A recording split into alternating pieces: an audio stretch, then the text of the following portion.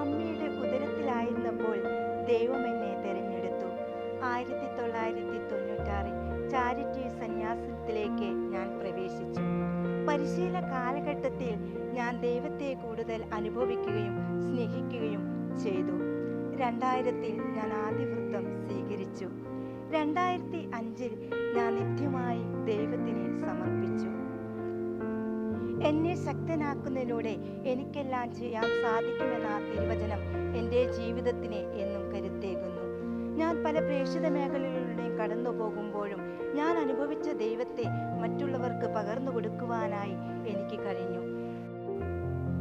ഈ 25 വർഷം എന്നെ ഏൽപ്പിച്ച ഉത്തരവാദിത്തങ്ങൾ സന്തോഷത്തോടെ ദൈവത്തോട് ചേർന്ന് നിന്ന് ചെയ്യുവാൻ എനിക്ക് സാധിക്കും.